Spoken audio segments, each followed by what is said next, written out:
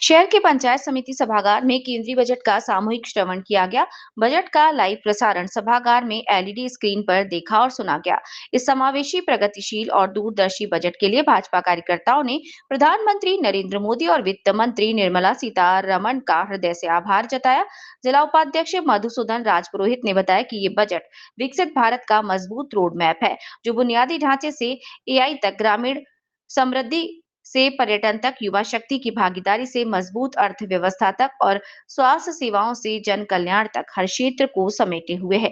हनुमानगढ़ संगठन प्रभारी जितेंद्र शर्मा ने कहा कि इस बजट के 3 कर्तव्य हैं: निवेश और रोजगार से इकोनॉमिक ग्रोथ को बढ़ावा देना, नागरिकों को बेहतर सुविधाएं और अवसर, और सबका साथ सबका विकास के संकल्प के साथ हर वर्ग तक विकास का लाभ पहुंचाना। भूमि विकास बैंक चेयरमैन ईश्वर डूडी ने बताया कि आधुनिकता और विरासत का ये संगम स्वार्थ, समर्थ और आत्मनिर्भर भारत की नींव को और मजबूत करेगा।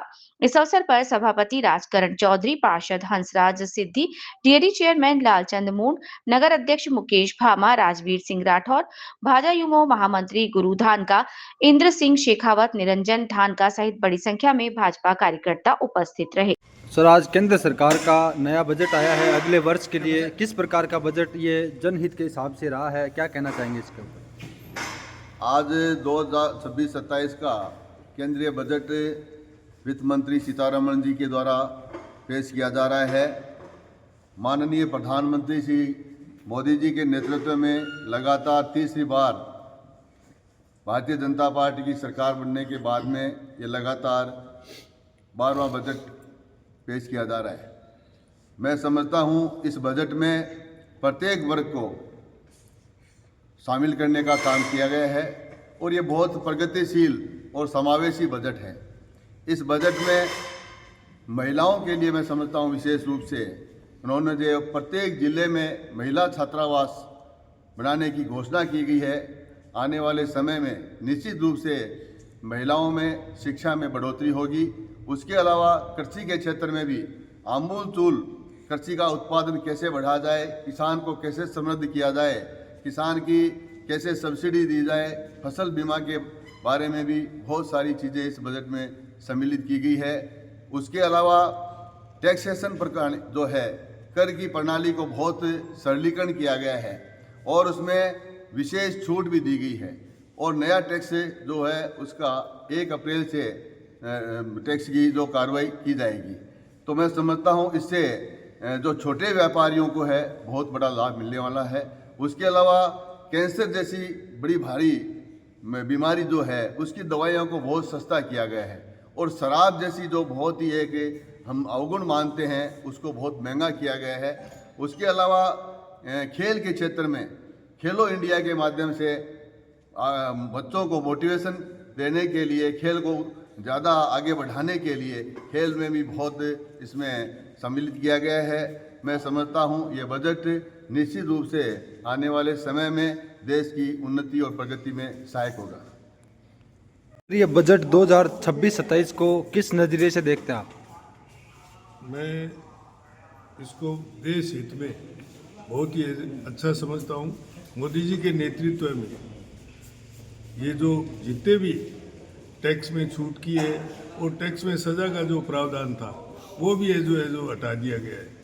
उसमें 30% प्लेंटी लाग के और टैक्स जमा हो जाएगा। और बच्चों की विदेशों में शिक्षा में जो रियायत दी है वो भी बहुत अच्छा किया है और मध्यम वर्ग को टैक्स में छूट दी है वो भी बहुत बड़ा काम किया है।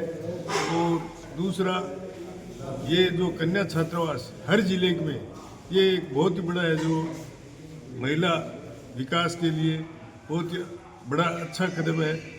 तो इस तरीके से हर योजना में मोदी जी ने पूरे देश के अंतिम छोर के व्यक्ति से और ऊपर तक के व्यक्ति के लिए जो ये हितकारी है जो बजट पेश किया है, इसके लिए प्रधानमंत्री जी मोदी जी को बहुत बहुत धन्यवाद।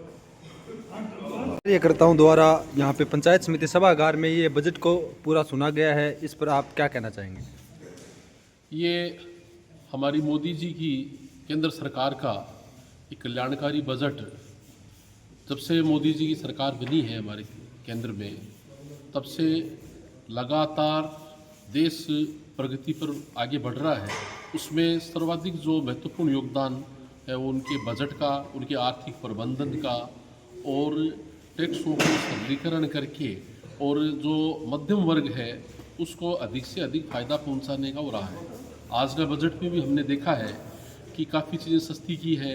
17 तरह की दवाइयों, जो गंभीर बीमारियों की दवाइयाँ हैं उनको सस्ता किया है।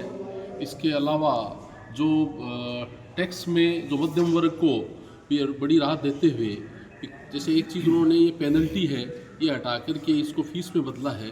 और इसके अलावा जो रिटर्न जो फाइल जो करना का जो समय है उसमें भी बदलाव करके एक मध्यम वर्ग को भी इसका लाभ देने का प्रयास किया है। इसके अलावा और भी काफ़ी सस्ती इसमें चीज़ें हुई है। विदेश यात्रा में भी काफ़ी राहत प्रदान करी है। तो इस तरह से ये हम कह सकते हैं कि इस बजट से जो आम जो नागरिक हैं, इस देश का जो मध्यम वर्ग है, उसको जो लाभ पहुंचेगा तो अपनी जो अर्थव्यवस्था है वो और ज़्यादा मजबूत होगी और अपने जो लोगों के पास जो खर्च करने के लिए और ज़्यादा आमदनी है वो उनके पास बढ़ने वाली है। तो निश्चित रूप से इस बजट का लाभ है वो आगे आने वाले समय अपने देश को मिलने वाला है। हमारे चैनल को भी सब्सक्राइब करें, लाइक करें और शेयर करें।